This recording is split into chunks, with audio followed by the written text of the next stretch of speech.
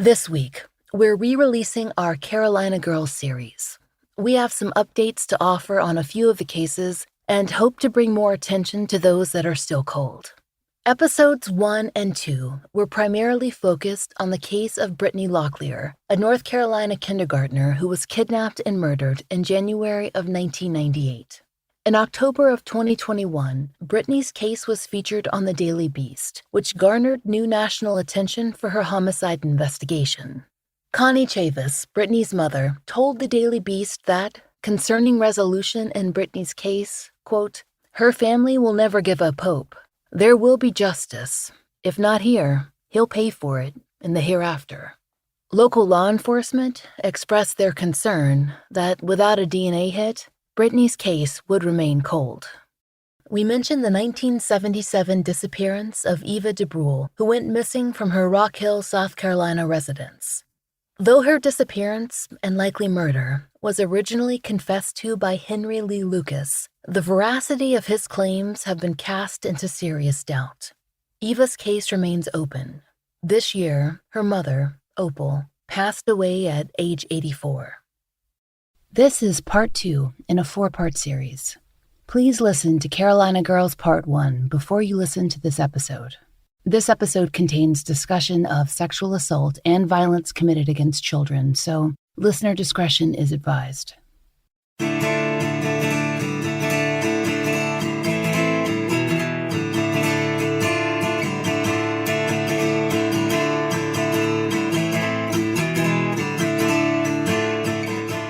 This is The Fall Line.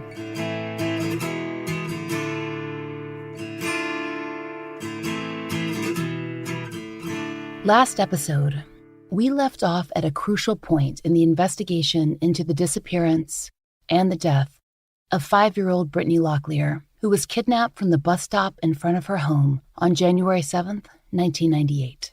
Brittany was living in the rural North Carolina county of Hoke, where her family had moved a few years before. Brittany had gone missing on a Wednesday morning when her mother, Connie, ran back to their trailer to use the restroom. When she came back, Brittany was gone. At first, Connie thought on the school bus, but a neighbor soon alerted her that a white man in a large truck, probably a brown one, had pulled up alongside the road. When he drove off, Brittany was gone. By the time Connie checked with Brittany's school and verified that she hadn't been on the bus, she knew what she had to do. Race to the Hoke County Sheriff's Office and tell them what had happened to her daughter. The searches began that day. As we reported last episode, Brittany's book bag and her overalls were found that first afternoon. But then, on Thursday, a terrible discovery. Brittany's body in a drainage ditch, just about 3 miles away from her home. She had been sexually assaulted and then drowned. It's hard to think about the grief Connie and her family must have been feeling then. As a parent, you sometimes imagine what that loss would be like, but then you skitter back from the edge. You're not willing to sit with the raw, unending loss that would seep into everything. Connie Locklear Chavis, she didn't have to imagine that. By Thursday, January 8th, she was living it. She would be for the next 22 years.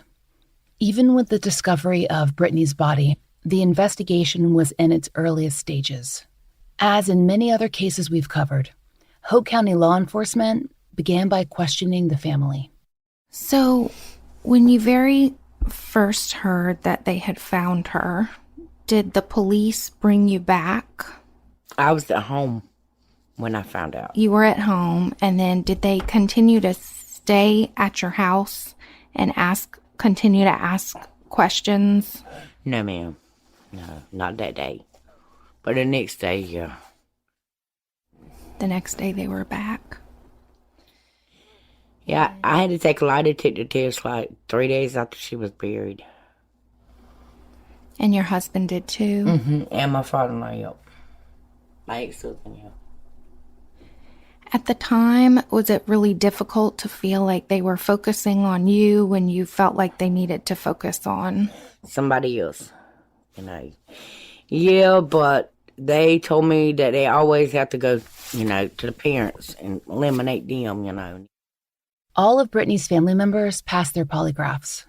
Even as those examinations were being conducted, the FBI and the sheriff's office were inundated with calls and tips and rumors more than they'd ever dealt with before.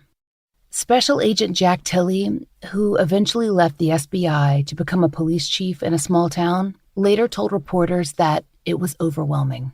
In 2006, the Raleigh News and Observer published a long-form article on Brittany's case. In that article, author Laura Ehrenschild describes Tilley's experience. Quote, "In the early weeks, investigators took hundreds of calls each day. Tilley said investigators had neither the manpower nor the equipment to handle all those calls. They jotted notes on paper forms and tried to keep computer spreadsheets of all the leads, but some tips slipped through.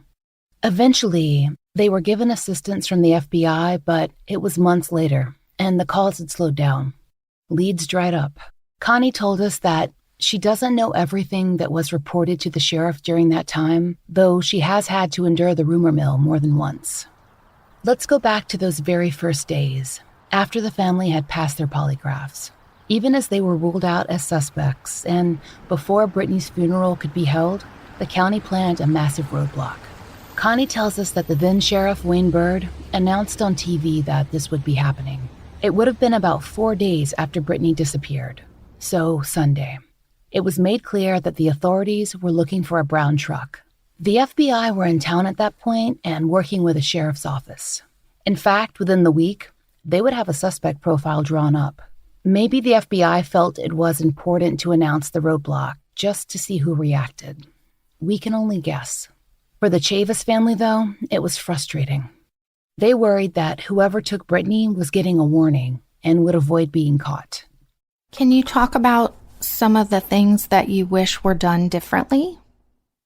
I wish that the local sheriff at that time would have not got on TV and told the people, if you got a brown truck, don't come down Gainey Road. Stuff like that. A lot of stuff was mishandled in her case. So he was almost announcing that they had that roadblock up? Yeah, he told that what a roadblock was and all, and if you got a brown truck, don't come down there. Why would you do that? Why did he do that, do you think? I have never figured that out. He done that. A lot of things were done that I did not like. But the Lord knows everything, and the Lord sees everything. As the investigation moved along, Eastern North Carolina mourned. Brittany Lynn Locklear's wake, which was held on January 11th, was perhaps the largest the county had ever seen. It lasted for 5 hours. According to reporter Laura Ehrenschild, friends, classmates, family, and strangers dropped notes, gifts, and small keepsakes into her casket. Connie still remembers the size of the crowd. Several days after there was a service was it at her school? No, her school wasn't big enough. Her service was at Turleton, the biggest school in Hoke County. That is one of the things that we recognized about this case. We have seen other cases, and for Brittany, it seems like people really showed up for her. Yeah. There were thousands of people at her service at the school. 6,000, but not everybody signed the book, so there might have been more. 6,000? 6,000 at the setting up, what we call a setting up, like the night before, and like 5 or 6 at the funeral. Yeah. Yes, ma'am. What was it like to see so many people come together? I was mostly out of it, the whole time, But it made me feel good, to know that people cared. The setting up, which Connie tells us is a word for wake or visitation, saw more visitors than the school of Turlington had likely ever seen before. And the funeral, as Connie said, held the next day on the 12th and attended by hundreds, was led by a local minister. The Fayetteville Observer reported that he directly addressed Brittany's killer during the sermon. Brittany's classmates served as pallbearers, and she was buried in a small family cemetery on property owned by Connie's in-laws. Connie was overwhelmed, both with grief and the presence of so many people, so many reporters, so many questions. Were they able to hook you up with a doctor to see at the time to help you with any of that immediate trauma? No, I took it upon myself to find me a psychiatrist because I need somebody to talk to. As Connie and her family operated in survival mode, caring for baby Brianna and struggling to make it through each day, law enforcement were questioning a number of locals.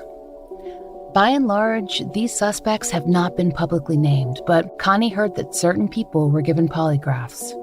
A few even told her themselves. There was talk of a suspect early on and a sex offender who'd been questioned, but that lead seems to have run out. How many brown trucks could there have been in the Hope County area? By mid-January, Sheriff Byrd released more information. This time, a profile of the suspect supplied by the FBI. Connie remembers some aspects of that profile, but the most complete description we found is from the Fayetteville Observer. They wrote that friends and family should look out for someone who had recently exhibited, quote, paranoia, irritability, sudden changes in appearance, or had suddenly begun to clean their car. Based on our review of profiles in previous cases, it seems reasonable to guess that the FBI thought that the perpetrator hadn't done anything like this before, that he would be panicking. At this point in the story, we want to pause and share some information that came to us on social media when we mentioned that we were working on this story. A listener from the area wrote in to tell us about a strange thing that had happened around the time of Brittany's death. To protect this listener's privacy, we will only say the following: that the listener was aware of a person with a brown truck who died by suicide shortly after the murder and just after the roadblock, after the sheriff announced that they would be looking for a brown truck. The listener said that they had shared this information with law enforcement, who seemed familiar with the incident. Connie herself had not heard that particular story, but she's gotten other similar reports of people who acted strangely after Brittany's death. She says that law enforcement got that information too. 1998 was Wayne Byrd's last year as sheriff. In that time, he announced that they had DNA that could identify the killer, but per the Fayetteville Observer, he declined to further specify what kind of sample had been collected. That announcement was in late January. By February, the search had been scaled back.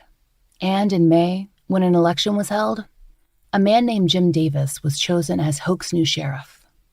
Connie said that his platform included solving Brittany's murder.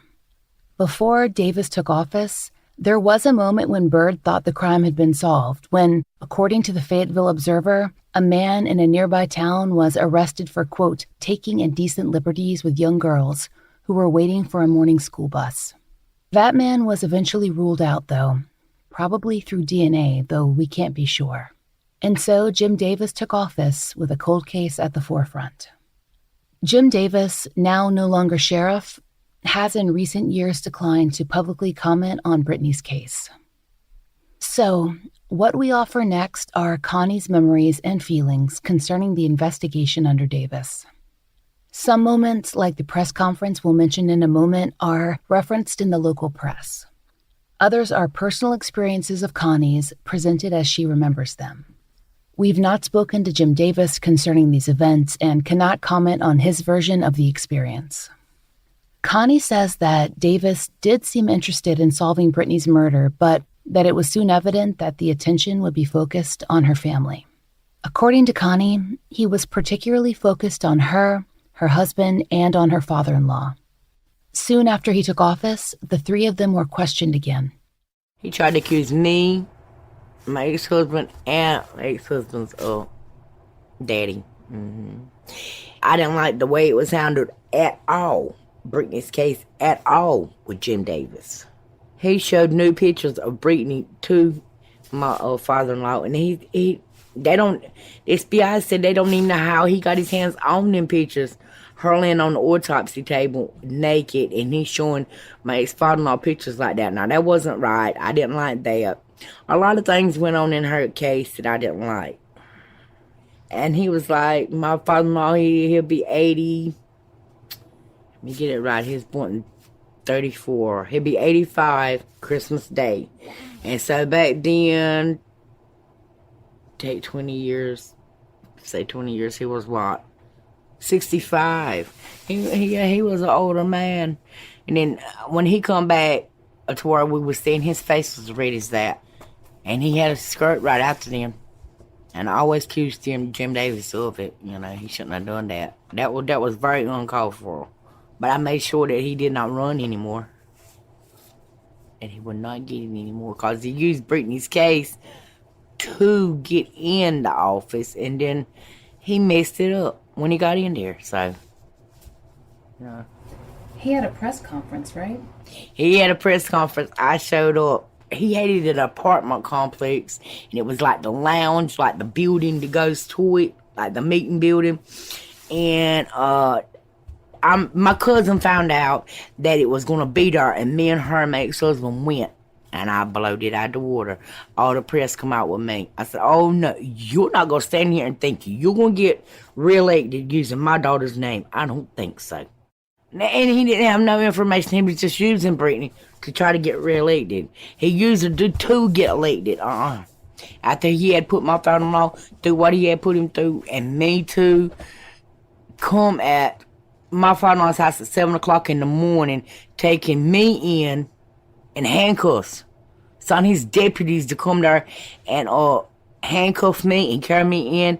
And you're not up under arrest, but we need you to come downtown for the question for the murder of Brittany Lynn Locklear. Yes, they did. Yes, he did. He done a lot. But I started slapping, but he said he was the sheriff for Hope County. I said, that don't make you God Almighty. I'm trying to even come up with what he would think your role was. With the FBI now, when I took the lie detector test, FBI looked at me and said, you sure didn't shit and bump her head in the tub, and you went and threw her out there in the woods? And I went to hit the FBI, and he said if I wouldn't have reacted like that, you know, he'd thought something was wrong. But now that Jim Davis, he made me mad.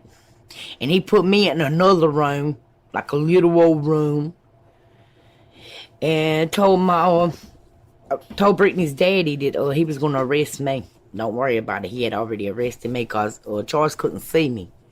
They had us in different parts of the sheriff's office.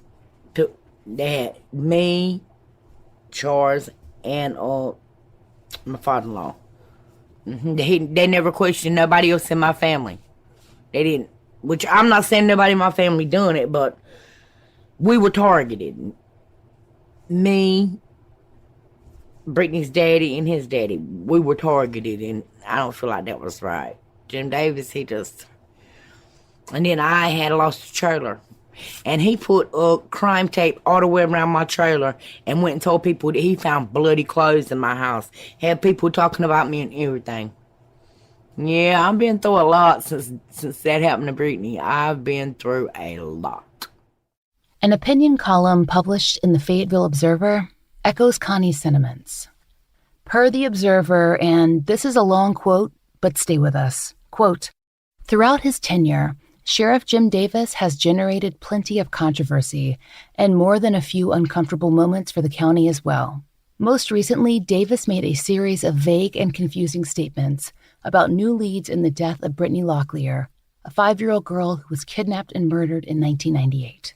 2 weeks ago, Davis held a press conference to discuss the investigation, but it collapsed into a wave of embarrassment when Brittany's mother stormed angrily out of the session, claiming Davis was using the case to help his re-election effort. She was right. End quote. The newspaper archive lists no author for that column. Now, there was some talk of new information during Jim Davis's term. Local news mentioned a possible lead, an inmate with information on the case, but that seems to have led nowhere. The district attorney later said as much.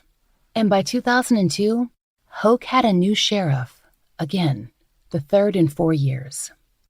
That man, Hubert Peterkin, he's still sheriff today, and Connie likes him. His detectives stay in contact with her. In fact, they'd stopped in not too long before we drove up to visit her, just to touch base. Peterkin declined to comment on this episode, but we can tell you something of what's gone on while he's been sheriff. In fact, there was a moment early on in his tenure when everyone thought Brittany's killer had been caught. A 2003 Fayetteville Observer article by Matt LeClaire offers details. LeClaire writes that a firefighter who worked in Fort Bragg, Kenneth Laundrie, was questioned in the case, quote, caught the attention of investigators after his coworkers found pictures of Brittany in his locker. The discovery came following his arrest July 29th by Carthage police, who said that Laundrie, disguised in a chemical suit and mask, had robbed a BB&T bank, end quote. Connie remembers hearing that he had a real photograph, but media reports said that it was a photo clipped out of the newspaper. According to the Observer, he drove a black 2000 model Dodge Ram, not the brown truck they'd been looking for, but it could have been replaced. However, he was eventually ruled out via DNA. And according to the Fayetteville Observer, investigators indicated in 2006 that, quote, they were no closer to solving her murder than they had been in 1998.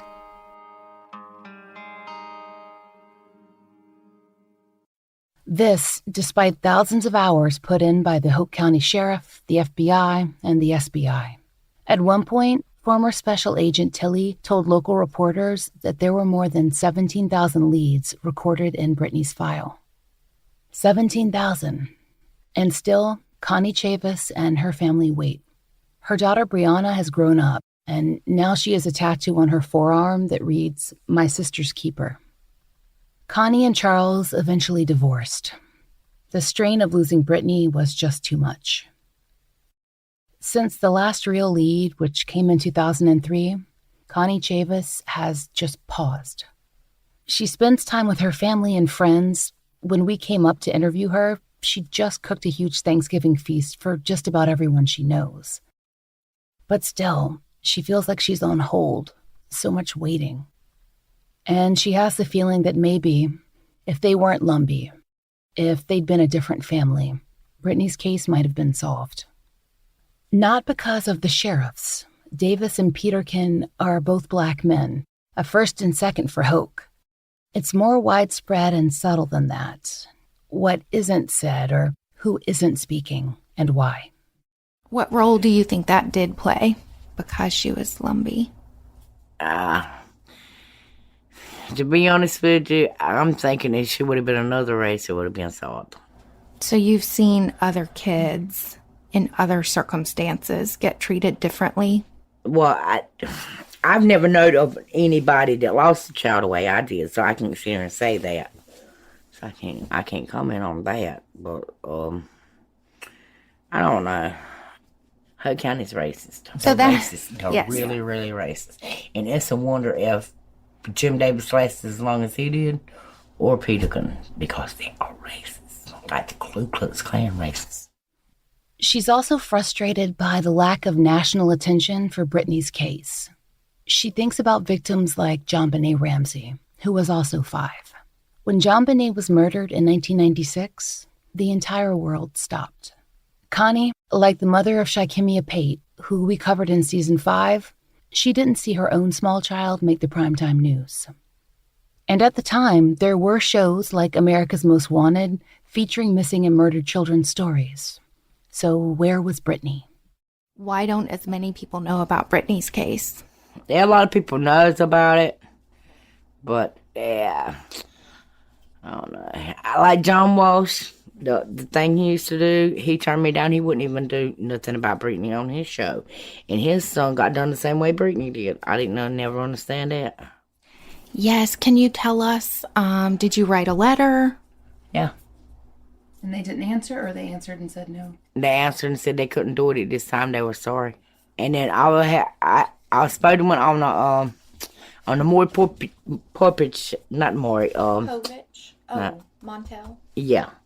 I supposed to have been on the Montel show, like, they never got back up with me, though. I signed a contract and everything, because I had to sign a contract stating that if I get to New York, that I would, I got off in LaGuardia Airport. They would come pick me up from where I stayed at, take me to the airport, and I would fly to LaGuardia, get off there, and then his limousine would be there to pick me up. And I could be walking on the streets or whatever. Anywhere I needed to go, the limousine would take me. I had to sign a contract and fax it back to him. But right after then, I don't ever see his show. It's been quite a few years back, so. So that never panned out? No. But you attempted to contact national media to get people to cover her case. Unsolved. You know, the same thing happened to other children that got national media. I never could understand that. We've talked to a lot of mothers who have had things happen to their children, and it changes the way they relate to their other children. Can you talk about some of the things that went on with Brianna that may not have, gone on if you had not lost Brittany in this way? Did you keep her real close after Brittany? Mm-hmm. We've heard about it, increases your... Yeah, she didn't ride a bus till she was in high school. And I didn't want to send her to school at all. But I know if I did, I'd probably get in trouble with law enforcement. So I sent her to school the last 2 weeks of kindergarten. And she got 25 awards and a trophy. She read 25 books. And stuff. Would she describe you as a mom who's kind of strict, because you want to know where she is and keep her close and keep her safe? Yeah, sometimes she gets aggravated with me and her daddy. Because if she gets off work, I give her a time limit where she's supposed to be at home. Because like I say, she works at night, She likes that graveyard shift. Overprotective. Mm-hmm. I tried not to be like that by Brianna. But her daddy is. Yeah, he's very overprotective. He's always been like that, though. Yeah, how do you feel like this has affected him? Well, he grieves, but he didn't let his one all out. And that hurt you. Brittany Lynn Locklear was 5 years old when she died. And someone in Hope County, probably multiple someones, knows who killed her. There is a $20,000 reward in her case. If you have information that can lead to resolution for Brittany Locklear, contact the SBI at 919-662-4500 or the Hope County Sheriff's Office at 910-875-5111.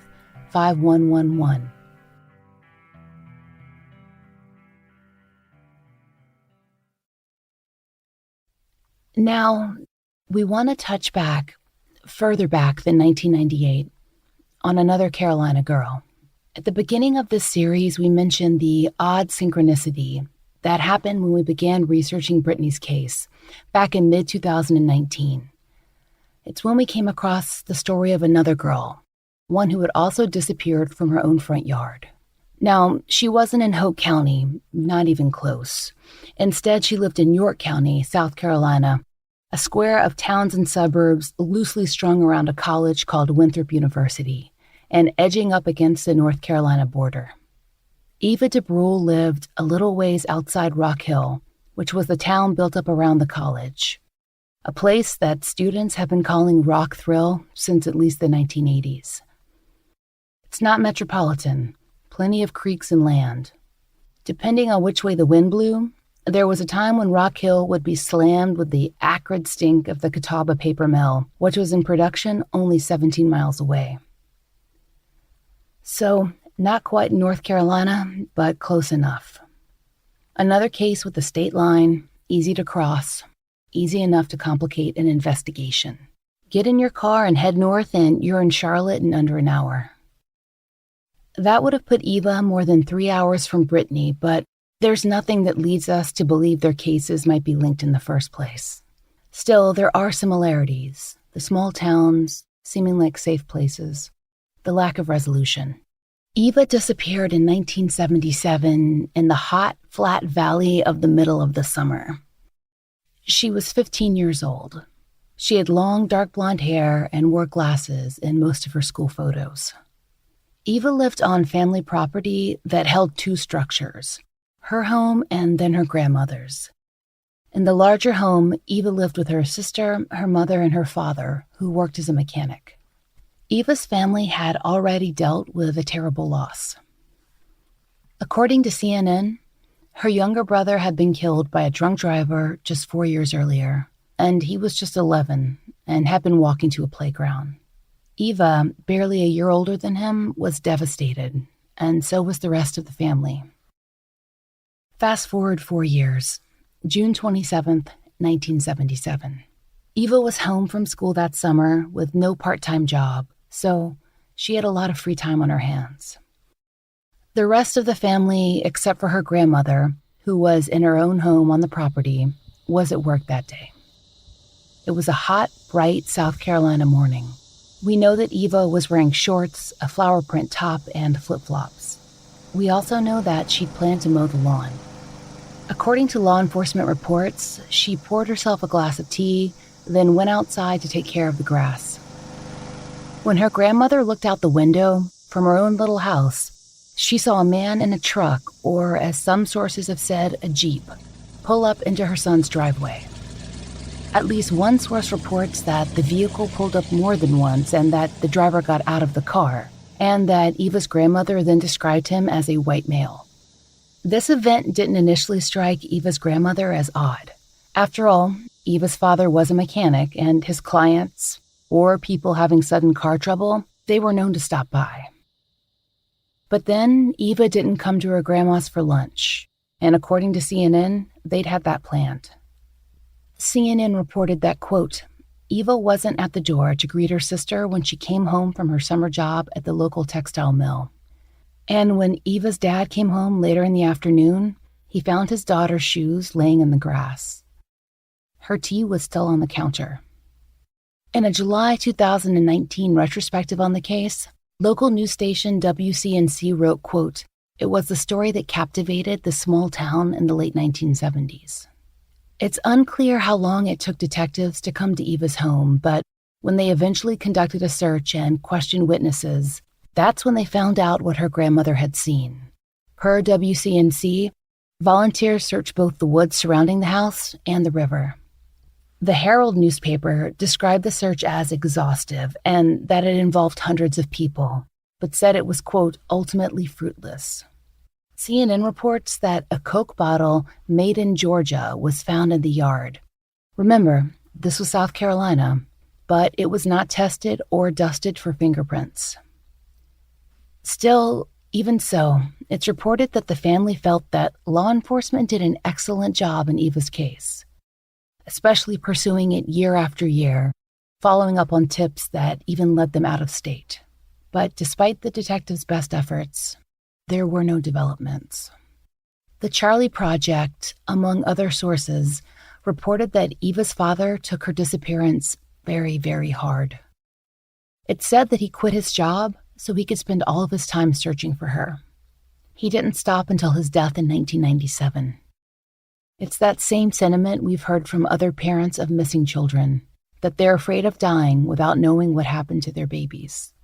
Eva's case is complicated by a number of tragic and infuriating factors, none of which are the fault of her family or law enforcement. Her case attracted a lot of local attention and inspired a number of people in and out of state to call in false leads and threads and even make extortion attempts, claiming they had Eva if only the family could hand over $15,000. Perhaps most famously, Eva's case is one of the many tainted, directly or indirectly, by the confessions of Henry Lee Lucas, a man who was once viewed as the most prolific serial killer in the history of the United States. He confessed to hundreds of crimes, along with his sometimes traveling companion Otis Toole, and even said at one point that he'd been trained as a kind of satanic assassin. In more recent years, there's been much criticism of departments who were so eager to close cases that they'd believe anything Lucas had to say, even as he was fed information on those crimes. When many of Lucas's confessions were disproved, it didn't necessarily mean that those hastily closed cases were open and active again. Now, Eva's case was viewed as a possibility by York sheriffs who, according to the Associated Press, actually traveled to Texas to interview Lucas, but they never thought that he was a truly strong candidate. To quote the 2017 article, they told locals that evidence didn't match. Eva's family were, in a sense, luckier than most. York wasn't looking to quickly close Eva's case, and they were actually looking for her killer. According to the Herald, York County sheriffs eventually excavated a well on the family's property, and they've kept up with technological advances, including submitting the DeBruhl's family DNA to each law enforcement database that's been established, year by year. The state newspaper reported that in the late 2000s, human bones were found in the York County area, and it briefly looked like there might be a break in Eva's case. Those bones weren't Eva's, but they did revive public knowledge about her case because by that time, social media was booming and the story could be shared. The Herald quotes Eva's sister, Tammy, quote, "You have to remember that 40 years ago, technology was not what it is today. I firmly believe that if it happened today, the technological advances would have solved this crime. We would know. Now we have cell phones, cell phone pings, credit card trails, all the things that help police catch people. The police have done a superb job, but in 1977, technology was totally different," end quote. Tammy carried on the search for Eva after their father's passing. She reported that Eva, who was the baby of the family since her brother's death, was, quote, precious, that she loved children and singing in the church choir, and that she could recite the Bible from memory. Quote, "She was so sweet and innocent." Now, Eva was a working-class girl from a deep South county with a limited budget, and she hasn't been cemented in our cultural consciousness. Few cases from the 1970s have. If not for a dedicated family and dedicated local police, there wouldn't be anything left of her case in our contemporary record. Her connection to Brittany Locklear is situational. A girl in her own yard, taken by a man in a truck in the daytime when we all expect to be safe. Suspects ruled out, but rumors still flying.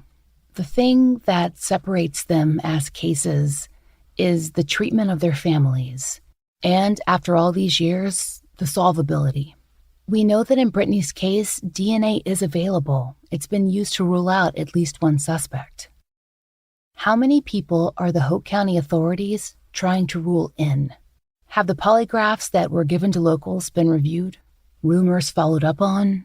Initial suspects re-questioned? Maybe to solve this case, we start with a simple, essential question. How did Brittany's identity as an Indigenous child affect the presentation, the investigation, or the community reaction to her case in the first place? It's time to find out. Brittany's family has been ruled out more than once. But what about others in Hope County? Just this January, Connie Chavis faced down the 22nd anniversary of her daughter's kidnapping and death. If you have information to share with the family or with law enforcement, perhaps you can help prevent a 23rd year without answers or resolution. Again, if you have any information, please call the Hope County Sheriff at 910-875-5111. Next time on The Fall Line, we continue our Carolina Girl series with the case of Nishan Huff of Greenville, South Carolina, and other women and girls in the Carolinas whose murders remain unsolved. This season, we'll also look at the disappearance of Aaliyah Bell from Rock Hill, the most recent case that we've ever covered. To learn more about the history and the current culture of the Lumbee tribe of North Carolina, follow the link in our show notes to the tribal government website. We've also included a link to the Coalition to Stop Violence Against Native Women. We'd like to thank all the listeners who've taken the time to support our sponsors, leave us reviews, or support our show directly on Patreon. We couldn't do it without you. Special thanks to Angie Dodd.